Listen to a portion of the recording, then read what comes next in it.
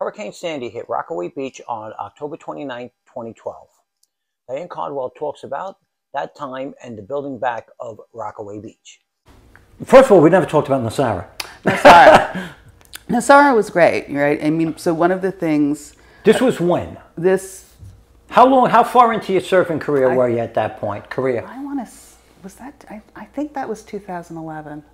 I don't think... I had not moved to Rockaway yet. Okay. I was doing regular lessons with you guys. I think Kevin was sort of the lead instructor on a lot of lessons I did. But what happened was that after I took a number of one-on-ones, and then some of them took a bunch with Simon, and then I started doing group intermediates, and that's how I got to be friends with Riva, who now lives here, and a bunch of other women. So we were all living in Brooklyn, and we would all just kind of run into each other at these lessons. And then we were on an email thread and making plans to come. And so so this was part of what was true of Nosarra as well, going to surf camp, is that surfing gave me a way to have a social life that was separate from the one that I had developed through work and separate from the one that I had developed through my ex-husband, you know, which changed, right, as they always do. Like, you split up and some friends don't really, you know, you're not as good friends with them anymore. And then the dynamic changes. You know, you're talking couples and, you know, like, you know, now. Exactly, and being a single woman, it's like, I don't know. So, so surfing gave me a way to take vacations and trips on my own without feeling alone, and that was also, I developed real friendships out of those groups. But it was so Kevin and Vinny did some lessons, and then also Rich? I feel like Rich. Nice Guy Rich? Well, Nice Guy Rich. Oh, Big Rich? Rich Hunter? So, but Rich Hunter also was occasionally there. So Nice Guy Rich was there, Rich Hunter, but also Mean Mike. Oh, yeah. Mike Is he still in Rockaway? No, he's not. He moved. Okay. And he's not at all mean. In fact, he's a really cool, interesting, nice guy. Yes. But he's, as he once said about himself, I got some vibes. Well, you need that every now and then. And then also, who else? Joel? He's up in Roxbury. Yeah. So by Preview Point. Oh, okay. Yeah, so he was also in the sort of instructor cluster. Right. Okay, yeah. That was a great crew, I have to say. And even you guys, because there's almost like crews, you know, like I don't know if you know Cave and a few of those. Yeah, they would have been maybe after you guys. You guys were a little earlier, I think. So, but you know, sorry. Yeah, I got to know Cave just from the break, just from surfing 90th Street. Yeah, he's a good guy. Yeah, good guy. And Riva's over here, you know. Yeah. You're living a dream. Who would have thought, you know? Living the dream. So now, here you are, living a dream. Yes. Sold the place in Brooklyn. Yes. Bought the place. Yes. Laid out all this, and if you find early October of 2012, and then late October of 2012 is Hurricane Sandy. It's Hurricane Sandy, and I do feel it was so funny because like that fall leading up into Sandy was just so much fun. I had gotten over my fear of, you know, kind of surfing in front of my neighbors. I had made friends. I was hanging out at the surf club. Everything was just wonderful and great. And then Sandy came and was obviously devastating. I don't know if you were out here. We were in Brooklyn. I remember a guy telling me, we were hanging out having a hurricane party. Yeah. You know, in one of the Dayton Towers, looking right at the boardwalk. Right. And first of all, the lights went out. The lights went out. And then he said, you know, everybody's getting their buzz on. And then the boardwalk just started doing these little popping things like piano keys. Oh, wow. And a whole section of boardwalk, 200-foot section came right at the building. Yeah. Taking about 50 cars with it, Yep. lampposts. Yep. And I remember it was like surreal coming out from Brooklyn, and I'm like, this should not take a half an hour to get to a place that looks like this. Right. This should be, you know, 10 hours on an airplane right. to come to a place that looks like this. Yeah. It was just, but anyway, it was crazy. So I didn't actually see that happen, and in a way, I'm glad, because I might have become it'd be terrifying. hysterical. This is end of the world stuff. But I did, you know, I had my own moment of terror, which was just getting out of my house after the light. No, it was before the lights went out. But getting out when my house started to flood, and I just had this idea that somehow the water was just going to rise, and I was going to have to be on the roof, and it was cold, and I would die of exposure. And so I thought I needed to get away and to higher ground, and also to where there might be other people.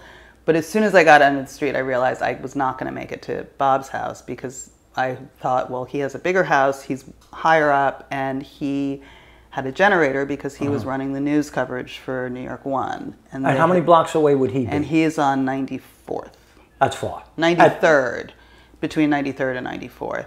Okay. But when I got out into it, I just realized, oh no, there's no way I'm getting. I mean, there were just stuff swirling in the water. I thought I could get knocked off my feet and slammed into the lamppost and I'll die. And I didn't know what to do. And luckily, Kiva, who lived across the street, also in a bigger house on higher ground, saw me and like helped guide me across the street, and had a pole that I could grab onto.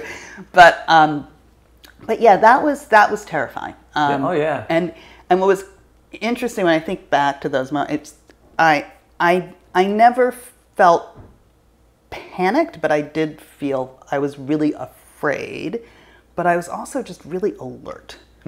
Right? I felt like I was more alive in a way than I ever had been. And that is what I now understand big wave surfers like, right? Like that's what makes big wave surfers that's what makes big wave surfing intense and addictive for those people who can handle it, right? Is that feeling of just being like hyper aware and hyper alive.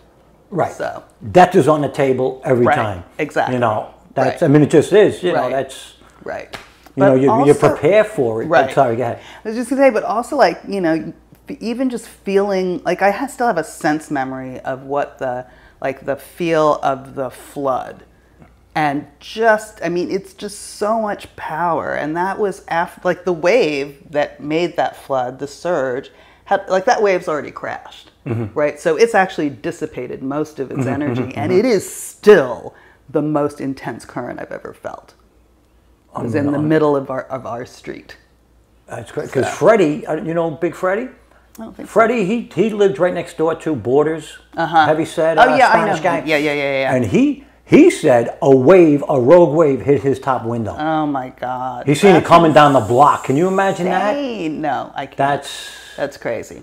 So, so, I mean, it was wild. And I remember coming out here, because now, after the fact, there's no electricity in Rockaway. Right. None of the cell towers are working. There's no buses on or off the peninsula. The train's not running. There's only one way on. You cannot communicate with anybody. I can't call anybody and say, hey, what do you need? Right. We were coming, and that's when the Rockaway Beach Surf Club became a dropping off space. Right. And I had the white van that had the boy, and I'm like, I just kept bringing out power tools, just battery operated power tools and diapers and underwear. You couldn't get anything. It was unbelievable. And you know, it was getting, and now, so it's the end of October, and daylight savings time, I don't know if it was in effect yet or not, but still, at the end of October, it's getting dark, 6:30. It gets dark really early. And no lights. No lights. And so I felt, so Tim and Kiva and some other people started keeping a bonfire going in the community garden. And they had like a camp stove that they, you know, so they were cooking. People would hang out around the fire, and then come, you know, we quickly had this kind of sunrise to sunset existence, right? It's like sun starts to set, you go inside because, you know, there were people were saying that people were looting, you know, so there was a sense that when darkness fell, you wanted to be inside someplace safe. And so I was spending nights at Bob's because, you know, he had the generator, and then I was spending my days at the house, or like, you know, trying to, you know, walking to wherever you were supposed to go to get information about how to get your whatever back, how, you know, so it was something else. It was wild, and it took about a month. Yeah. It took about a month. Yeah. Because I remember going by the Dayton Towers, and I'm like, you got to walk up these stairs. Yeah. And we lived on the 11th floor. Yeah. You know, we were out of there a short time. Yeah. But well, that was one of the things that that I said all along. You know, by day 3, I think we had gas service back, which meant that I could light my stove, which, you know, changed my life. Where I was like, okay, I can make espresso in the morning. This is going to be great. Coffee's huge. Coffee is huge. Even when you were talking about that thing out with Kevin and Tim, I'm like, somebody got to be making coffee. And so, so I could make espresso in the morning, and that literally made it feel like a whole new day was dawning. But also because I was, you know, my house is tiny, but my toilet always flushed, right? Which was not true in the big towers, right? It's like I didn't need anything, right? It just, and so that just made the experience, those two things made the experience of the whole thing way better. Eventually you could get off the peninsula, and I went and spent a couple nights at my sister's. A friend lent me, you know, I think his mother lent me her apartment for a while. So I could have little breaks, but I really felt like I needed to be here despite the lack of power. Because I didn't get my power back until the first week of December. Oh, wow. Yeah. Oh, wow. So it's about a month, right? It's like all of November. I think I got my heat back. When did I get heat? I got heat, I think.